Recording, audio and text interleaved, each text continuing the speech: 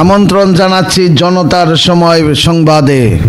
এবার দেখবেন আন্তর্জাতিক আমন্ত্রণ জানাচ্ছি। এবার মার্কিন কংগ্রেসের সদস্যরা বললেন ইসরায়েলকে থামাতে হবে।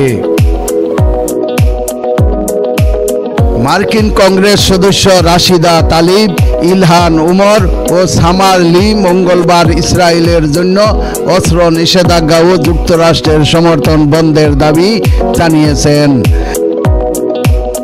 গাজা উপত্যকায় আবারও বিমান হামলা শুরু হওয়ার পর তারা এই দাবি করেন।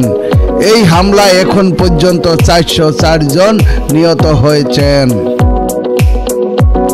তারা এই সহিংসতার নিন্দা জানিয়েছেন। 19 জানুয়ারি থেকে চলা যুদ্ধবিরতি এই হামলায় ভেঙে যায়। তালিব সামাজিক যোগাযোগ মাধ্যম এক্সে লিখেছেন, ইসরায়েলের বর্ণবাদী প্রশাসন আবারও গণহত্যা শুরু করেছে। তারা গাজার সর্বত্র বিমান হামলা চালিয়ে শত শত ফিলিস্তিনিকে হত্যা করেছে।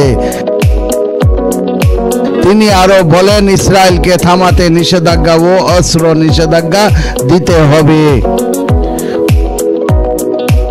উমর একই কথা বলছেন। তিনি লিখছেন, নেতানিয়াহু যুদ্ধবিরতি চুক্তি ভেঙে ফেলেছেন, গাজা নির্বিচারে শত মানুষকে হত্যা করছেন। এখনই অস্ত্র নিষেধাজ্ঞা দিতে হবে। লি বলেন, ইসরায়েল বারবার যুদ্ধবিরতি লঙ্ঘন করছেন এবং গাজায় সব ধরনের সহায়তা বন্ধ করে দিয়েছে। যুক্তরাষ্ট্রের সমর্থনে চালানো এই গণহত্যা বন্ধ করতে হবে।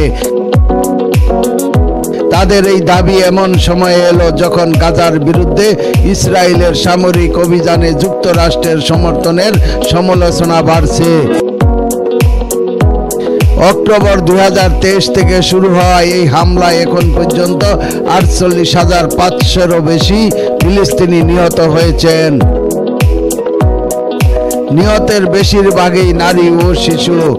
আন্তর্জাতিক অপরাধ আদালত ইসরায়েলি প্রধানমন্ত্রী বেনিয়ামিন নেতানিয়াহু ও সাবেক প্রতিরক্ষা মন্ত্রী ইয়ুভ গ্ল্যান্ডের বিরুদ্ধে যুদ্ধ অপরাধের অভিযোগে গ্রেপ্তারি পরোয়ানা জারি করেছে। একই সঙ্গে ইসরায়েলের বিরুদ্ধে আন্তর্জাতিক বিচার আদালতে গণহত্যার মামলা চলছে। প্রিয় দর্শকবৃন্দ, আজকের প্রতিবেদন এই পর্যন্তই শেষ করছি। আমি মনসুর রহমান পাশা, জনতার সময় টিভি। আল্লাহ হাফেজ।